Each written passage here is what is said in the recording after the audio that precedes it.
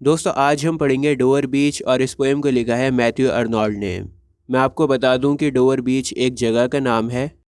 देखो आपकी स्क्रीन के ऊपर मैप आ रहा है। ये जगह कहलाती है डोवर बीच और ये फ्रांस से बहुत ज़्यादा करीब है। ये देखो ये पूरा फ्रांस है, ये इंग्लैंड है और इंग्लैंड के किनारे के ऊपर डोवर बीच है। फ्रांस से बहुत ही करीब है ये। दोस्तों मैं आपको बताऊं कि रात का टाइम है पोएम में। डोवर बीच के ऊपर पोएट खड़े हुए हैं और उस रात में जो थॉट्स पोएट के माइंड में आए हैं ना, उन थॉट्स को उन्होंने लफ्ज़ों में बयां किया है।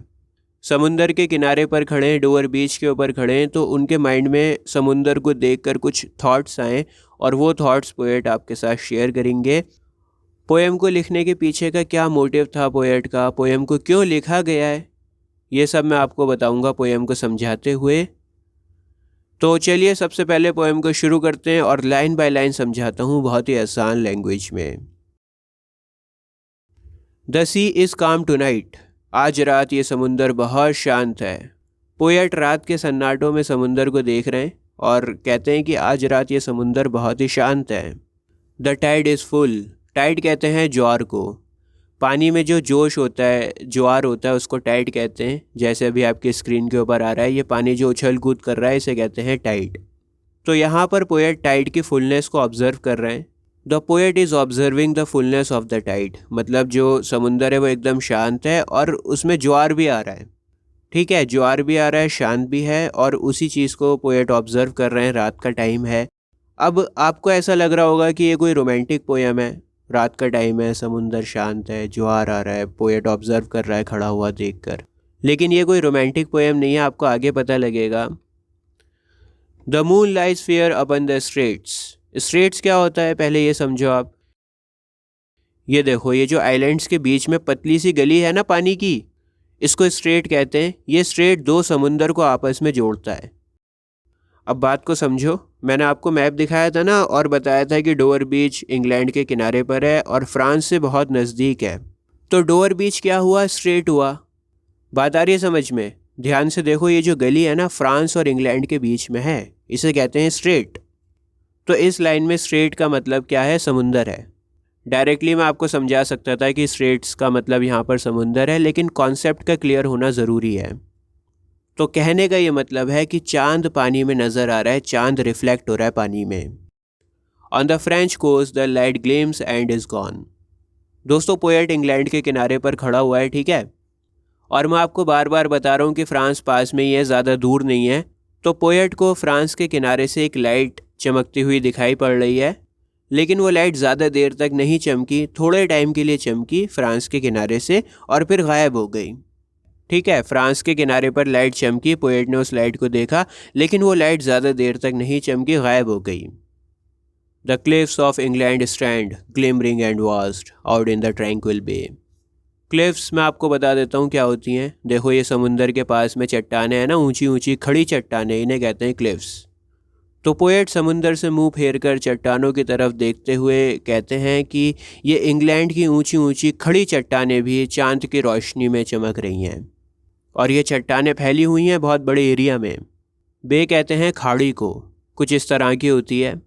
पिक्चर्स के साथ में समझा रहा हूँ आपको यार, बहुत मेहनत लगती है। वीडियोस को प्लीज़ लाइक किया करो और अपने दोस्तों के साथ में शेयर करो, अपने क्लासमेट्स को बताओ इंग्लिश फॉर ऑल के बारे में।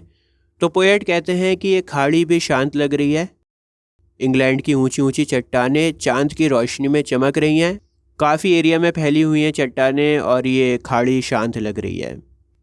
देखो अभी तक पोएट ने बताया कि किस तरह का माहौल है। रात का टाइम है, समुंदर एकदम शांत है और चांद की रोशनी समुंदर पर पड़ रही है, चट्टानों पर पड़ रही है, और खाड़ी भी एकदम शांत है। तो एक सेटिंग बताइए कि पोएट कहाँ पर खड़ा है और किस तरह का माहौल है। अब देखो आगे क्या लिखा हुआ है, come to the window sweet is the night air. अब एकदम से क्या हुआ, पोएट ने किसी को बुलाया और कहा आओ खिड़की के ऊपर और देखो ये रात के नज़ारे। दोस्तों इस लाइन से हमें दो बातें पता लग रही हैं। पहली बात तो यह है कि पोएट घर में है, क्योंकि वो कहता है कि खिड़की के ऊपर आओ। अब खिड़की तो घर में होगी। दूसरी बात यह है कि पोएट अकेला नहीं है यहाँ पर, वो किसी के साथ में है। ऐसा माना जाता है, ऐसा कहा जाता है कि पोएट उनकी वाइफ के साथ में थे, लेकिन ये कंफर्म बात नहीं है। माना जाता है कि वाइफ थी उनके साथ में। बहरहाल दोस्त हो या वाइफ हो या कोई और हो, ये इम्पॉर्टेंट नहीं है। इम्पॉर्टेंट ये है कि पोएट के साथ में कोई है। अब कौन है ये बात कोई नहीं जानता, माना जाता है कि वाइफ है। तो पोएट बुलाते हैं खिड़की पर अपने साथी को और कहते हैं आओ खिड़की के ऊपर आओ और देखो कितना बढ़िया नज़ारा है, तुम भी देखो, जो मैं देख रहा हूँ तुम भी देखो और इस रात की हवाओं को महसूस करो, एंजॉय करो। Only from the long line of spray where the sea meets the moon blanch land. सबसे पहले तो आपको समझना पड़ेगा कि मून ब्लांच लैंड क्या होती है। देखो ये वाली पिक्चर देखो ध्यान से। इस पिक्चर में क्या है, समुंदर का रंग एक जैसा है, लेकिन ये वाली जो लाइन है ना ये अलग दिखाई दे रही है क्योंकि यहाँ पर चांद की रोशनी चमक रही है। और ये जो एरिया है ना वाइट कलर का जो चांद की रोशनी में चमक रहा है, इसे कहा जाता है मून ब्लांच लैंड। अब समुंदर में क्या होता है, जब लहरें चलती हैं ना तो झाग भी बनते हैं। तो पोएट अपने साथी से कहता है कि देखो वहाँ से जहाँ लंबी झाग की लाइन आ रही है जहाँ पर मून ब्लांच लैंड है। मतलब एक हिस्से को कह रहा है समुंदर में पोएट देखने के लिए, और वो हिस्सा कैसा है, मून ब्लांच लैंड है वहाँ पर। मून ब्लांच लैंड का मतलब मैं आपको समझा चुका हूँ, और लाइन ऑफ स्प्रे का मतलब है समुंदर में जो झाग बन जाते हैं। Listen, you hear the grating roar of pebbles which the waves draw back and fling. दोस्तों यहाँ पर आप ध्यान दो, पहले लिखा हुआ है लिसन और फिर लिखा हुआ है हियर, इन दोनों में फ़र्क होता है। लिसन हम तब बोलते हैं जब कोई चीज़ ध्यान से सुननी होती है, जैसे आपका टीचर हमेशा कहता है लिसन टू मी। लेकिन बहुत सी ऐसी आवाज़ें होती हैं जो खुद ब खुद हमें सुनाई दे जाती हैं। आप उनको सुनना नहीं चाहते हो लेकिन वो सुनाई दे जाती हैं। जैसे मान लो मेरे पड़ोस में बहुत ज़ोर से गाना बज रहा है, अब मुझे वो गाना नहीं सुनना, लेकिन फिर भी वो इतनी तेज़ आवाज़ है उसकी कि वो खुद ब खुद मुझे सुनाई पड़ेगा। मुझे कोई एफर्ट नहीं करना पड़ रहा लेकिन वो सुनाई देगी आवाज़। तो यहाँ पर पहले तो पोएट ने कहा लिसन, फिर पूछा कि क्या तुम्हें पत्थरों के घिसने की आवाज़ सुनाई दे रही है। वो पत्थर जिसे लहरें उठाकर ले जाती हैं और फिर दोबारा से लाकर पटक देती हैं। अब देखो पत्थरों की आवाज़ें होंगी तो खुद ब खुद सुनाई देगी ना वो, तो इसलिए यहाँ पर हेयर का यूज़ करा है। छोटी छोटी बारीकियाँ हैं, बता देता हूँ मैं। तो रोर का मतलब वैसे तो धाड़ना होता है, लेकिन यहाँ पर इसका मतलब है पत्थरों के घिसने की आवाज़। पेबल्स कहते हैं जो छोटे छोटे कंकर होते हैं ना, छोटे छोटे पत्थर होते हैं समुंदर के किनारे। तो समुंदर की लहर जब आती है किनारे पर तो पत्थरों से टकराती है और पत्थरों को अपने साथ में ले जाती है और फिर दोबारा से आकर पत्थरों को पटक देती है। ड्रॉ बैक एंड फ्लिंग का मतलब है कि यहाँ से पत्थर ले जाना और फिर दोबारा से पत्थर को लाके पटक देना। समुंदर की लहर आती है ना तो पत्थरों को लेके जाती है और फिर दोबारा से लाके छोड़ देती है पत्थरों को। तो पोएट अपने पार्टनर से पूछते हैं कि क्या तुम्हारे कानों में पत्थरों के घिसने की आवाज़ सुनाई दे रही है। At their return up the high strand begin and cease and then again begin। और ये लहरें इन छोटे पत्थरों को ले जा रही हैं और फिर दोबारा से लाके फेंक रही हैं, फिर लेके जा रही हैं और फिर दोबारा से लाके फेंक रही हैं। एक कॉन्टीन्यूस प्रोसेस है जो चलता रहता है। लहरें आती हैं, पत्थरों को लेके जाती हैं और फिर दोबारा लाके पटक देती हैं। With tremulous cadence slow and bring the eternal note of sadness in। अब देखो जब पानी टकराता है ना पत्थरों से तो एक वाइब्रेशन होती है, एक आवाज़ बनती है वहाँ पर, और वो जो आवाज़ बनती है ना पत्थर से टकराने की, ये आवाज़ बहुत ही दुख से भरी है। जैसे हम गाना गाते हैं ना तो गाने में एक लय होती है, गाने में एक रिदम होता है, वैसे ही इन पत्थरों से टकराने में एक रिदम बन रहा है, एक लय बन रही है, और वो लय बहुत ही सैड है, बहुत ही दुख से भरी हुई वो लय है। सैड सॉन्ग आप सुनोगे तो एक टोन अलग होती है, उसका थोड़ा सॉफ्ट म्यूज़िक होता है और उसमें धूम धड़ाम नहीं होती कुछ ज़्यादा, ठीक है। तो उस तरह की एक लय बन रही है जो सैड टोन है बहुत इसकी, ठीक है। जो रिदम बन रहा है ना, आवाज़ बन रही है पत्थरों से टकराने की, ये बहुत ही दुख से भरी है। एक ऐसा म्यूज़िक क्रिएट हो रहा है पत्थरों से पानी के टकराने का जो बहुत ही दुख से भरा हुआ है। Sophocles long ago heard it on the Aegon. दोस्तों एकदम से पोएट के माइंड में ना सोफोकल्स का ध्यान आया। मैं आपको बता दूं कि सोफोकल्स एक एंशिएंट ग्रीक प्लेराइट था, ठीक है। सोफोकल्स बहुत पहले ड्रामा लिखा करता था और बहुत नाम था इसका। जैसे बॉलीवुड में दिलीप कुमार साहब हैं, म्यूज़िक में मोहम्मद रफ़ी साहब हैं, बहुत बड़े बड़े नाम हैं इनके। इसी तरह से ड्रामा में एक बहुत बड़ा नाम था सोफोकल्स का। तो ड्रामा में सफिकल्स भाई साहब हुआ करते थे, तो इनकी याद आ गई पोएट को एकदम से, और कहते हैं कि सफिकल्स ने भी बहुत पहले एगियन पर इस आवाज़ को सुना होगा, जो आवाज़ मैं अभी सुन रहा हूँ पत्थरों के घिसने की। जो आवाज़ मैं यहाँ पर खड़ा हुआ सुन रहा हूँ ना, जो दुख से भरी हुई आवाज़ है पत्थरों के टकराने की, यह दुख से भरी आवाज़ सफिकल्स ने भी सुनी होगी जब वो खड़ा होगा एगियन के किनारे। एगियन एक समुंदर का नाम है, ठीक है।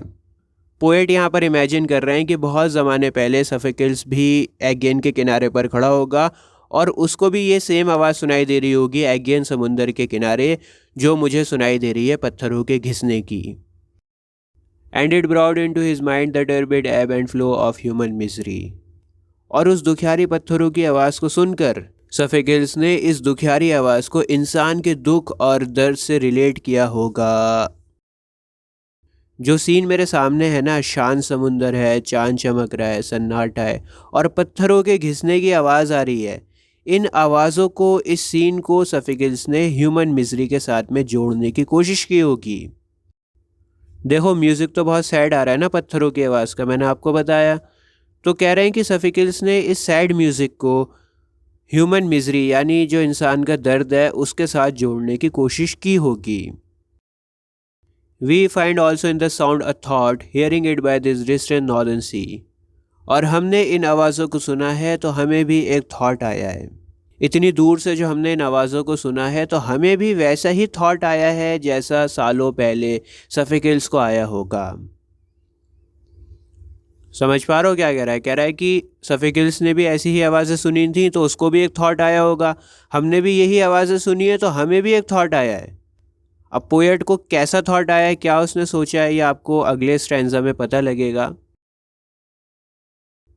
तो आगे की लाइंस में लिखा हुआ है the sea of faith was once too at the full and round earth shore lay like the folds of a bright girdle furled। दोस्तों यहाँ पर पोएट अपना थॉट बता रहे हैं, कहते हैं कि जिस तरह से सफिकल्स को थॉट आया होगा समुंदर में ये आवाज़ें सुनकर, वैसा ही एक थॉट मुझे भी आया है। और वो थॉट ये है कि एक ज़माना ऐसा भी था जब रिलीजियस फेथ इस पानी के जोश की तरह था। मैं आपको मतलब समझाता हूँ इसका। देखो दोस्त, ये पोएम लिखी गई थी विक्टोरियन एज में, जहाँ पर साइंस बहुत तेज़ी से आगे बढ़ रही थी और क्योंकि ज़माना बहुत मॉडर्न हो रहा था, ज़माना तरक्की कर रहा था, तो लोग क्या हो रहे थे, धर्म से ना दूर भाग रहे थे। उस ज़माने में चार्ल्स डार्विन की थ्योरी ऑफ एवोल्यूशन भी आई थी, जिसमें उन्होंने समझाया था कि इंसान तो पहले बंदर था। अब आप रिलीजन को उठा के देखोगे, रिलीजन कभी ये नहीं कहता कि इंसान पहले बंदर था, ठीक है। तो इस तरह की थ्योरी से, साइंस से, तरक्कियों से क्या हुआ, लोग धीरे धीरे रिलीजन से दूर होने लगे। इसके अलावा इंडस्ट्रियल रेवोल्यूशन आ गया था, लोग मतलबी हो गए थे, गरीबों पर जुल्म हो रहा था, इंसान बड़ा सेल्फिश हो गया था। तो इस दौर में क्या था, लोगों का ना फेथ कमज़ोर हो गया था, क्योंकि अगर आप गॉड में मानते हो, रिलीजन को फॉलो करते हो, तो आपके अंदर ना एक डर होता है गॉड का। आप कोई भी गलत काम करने से पहले 10 बार सोचते हो, लेकिन वो डर ख़त्म हो गया था लोगों में से। रिलीजन का जोश ख़त्म हो गया था, स्पिरिचुअलिटी ख़त्म हो गई थी, और इस बात से पोएट बड़ा परेशान था, बड़ा दुखी था। और वो समुंदर को देखकर कहता है कि एक ज़माना था जब लोग धार्मिक हुआ करते थे, रिलीजन की इम्पोर्टेंस हुआ करती थी। इस समुंदर के पानी की जोश की तरह था religious faith. But now I only hear its melancholy, long, withdrawing roar, retreating to the breath of the night wind, down the vast ages, drier and naked shingles of the world। लेकिन अब ये जो सी of faith है ना, ये पीछे की ओर जा रहा है, ये सूख रहा है। रिलीजन का जो समुंदर है उसका पानी सूख रहा है और पीछे की तरफ जा रहा है। रिलीजन का समुंदर ख़त्म हो रहा है। इस रिलीजन वाले समुंदर में वो जोश नहीं रहा जो किसी ज़माने में हुआ करता था। सी ऑफ फेथ यहाँ पर लिखा हुआ है ना, इसका मतलब है कि रिलीजन का भी अपना एक समुंदर था। और दोस्तों, जब समुंदर सूख रहा होता है, पीछे होने लगता है, तो वहाँ पर ना शिंगल्स दिखाई देने लगते हैं। शिंगल्स कुछ इस तरह के होते हैं, ये जो पत्थर है ना, ये कहलाते हैं शिंगल्स। और ये तब हमें दिखाई देते हैं, बड़े बड़े पत्थर, जब समुंदर का पानी सूख जाता है। तो पोएट क्या कह रहे हैं कि ये सी ऑफ फेथ सूख रहा है धीरे धीरे, और अब हमें शिंगल्स दिखाई दे रहे हैं। कहने का मतलब ये है कि रिलीजन धीरे धीरे ख़त्म होता जा रहा है, लोग धर्म से दूर होते जा रहे हैं। यार एक बात मैं आपको बताऊं, मैथ्यू आर्नोल्ड को समझ पाना बड़ा मुश्किल काम है। मैं इनकी थ्योरीज़ और इनकी पोएम्स को इंग्लिश ऑनर्स MA PhD के स्टूडेंट्स को पढ़ाता हूँ, लेकिन मुझे हैरानी है कि ISC की क्लास 12th 11th के बच्चों के सिलेबस में भी ये पोएम है। मुझे ऐसा लगता है कि यार क्लास 11th या 12th के बच्चों के लिए काफ़ी हार्ड है ये पोएम समझ पाना, क्योंकि ये पोएम तभी आपके समझ में आएगी बढ़िया से जब आप सोशल बैकग्राउंड पढ़ोगे। आपको पहले रोमांटिक एज के बारे में पता होना चाहिए कि रोमांटिक एज में इंग्लैंड कैसा था, फिर विक्टोरियन एज आई तो कैसा हो गया और क्या क्या चेंजेस आए इंग्लैंड में। मैं ये सब डिटेल्स अगर 11-12th के बच्चे को बताऊंगा तो उसके सर के ऊपर से निकल जाएगा। हालांकि मैंने 2-2.5 साल पहले रोमांटिक एज, विक्टोरियन एज सब कुछ पढ़ा रखा है यूट्यूब के ऊपर, लेकिन वो सब बड़े बच्चों के लिए था, ठीक है। लेकिन मुझे ऐसा लगता है कि क्लास 12th के बच्चों के लिए काफ़ी हार्ड पोएम है, और बहुत से टीचर्स भी हैं यार जो गलत पढ़ा रहे हैं। टीचर्स तक के समझ में नहीं आ रही तो बच्चों को क्या समझा पाएंगे। बहरहाल मैं पूरी कोशिश कर रहा हूँ आपको आसान से आसान लैंग्वेज में बच्चों की तरह समझाने की। आपके समझ में आ रहा है तो मुझे कमेंट्स में लिख कर बताना। Love, let us be true to one another. मेरे दोस्त, मेरे हमदम, इस मक्कार भरी फरेबी दुनिया में हमें एक दूसरे के साथ में सच्चा होना है। ये पूरी दुनिया मक्कार है, झूठी है, फरेबी है, लेकिन हमें एक दूसरे के साथ में सच्चा होना है, ऑनेस्ट होना है। मैंने आपको बताया था ना कि पोएट के साथ में उनका एक साथी भी है, तो वो अपने साथी को लव कहकर पुकार रहे हैं और कहते हैं कि यार ये दुनिया बहुत ख़राब है, लेकिन हमें इनके जैसा नहीं होना, हमें एक दूसरे के साथ में सच्चा होना है। For the world which seems to lie before us like a land of dreams, so various, so beautiful, so new, hath really neither joy nor love nor light। क्योंकि ये दुनिया एक माया जाल है। ये दुनिया बाहर से लगती बड़ी अच्छी है, चमकती धमकती, बहुत ही खूबसूरत लगती है, लेकिन ये दुनिया हकीकत में एक झूठ है, एक फरेब है। और ना तो इस दुनिया में कोई आनंद है, जॉय है, ना कोई प्यार है, ना कोई रोशनी है, नॉर सर्टिट्यूड, किसी को किसी पर यकीन नहीं है, नॉर पीस, ना यहाँ पर कोई सुकून है, नॉर हेल्प फॉर पेन, और ना ही तकलीफ़ के लिए कोई सहारा है। And we are here as on a darkling plain, swept with confused alarms of struggle and flight, where ignorant armies clash by night. आखिर की इन लाइन्स में पोएट ने दुनिया की रियलिटी के बारे में आपको बताया है। पोएट कहते हैं कि हम ऐसी जगह खड़े हुए हैं जहाँ का पानी सूख चुका है। फेत का जो पानी है ना यहाँ पर, वो सूख चुका है, और यहाँ पर चारों तरफ अंधकार है, अंधेरा ही अंधेरा है। तो ज़मीन बंजर है, पानी नहीं है यहाँ पर, और अंधेरा भी है, और इस ज़मीन पर स्ट्रगल ही स्ट्रगल है। यहाँ पर कोई भी खुशहाली नहीं है, कोई भी प्रोडक्टिविटी नहीं है। अंधकार से भरी इस खोखली ज़मीन पर लोग बिना किसी वजह से एक दूसरे से लड़ते रहते हैं। दोस्तों, अगर आपको ऐसे इंग्लिश के चैप्टर्स बिल्कुल आसान लैंग्वेज में समझने हैं तो अभी आपकी स्क्रीन के ऊपर एक प्लेलिस्ट आ रही है। इस प्लेलिस्ट पर क्लिक करके आपको सारे चैप्टर्स मिल जाएंगे फ्री ऑफ कॉस्ट। वीडियोस को देखो, फ़ायदा उठाओ, अच्छे मार्क्स लेकर आओ। आज के लिए बस इतना ही। जय हिंद।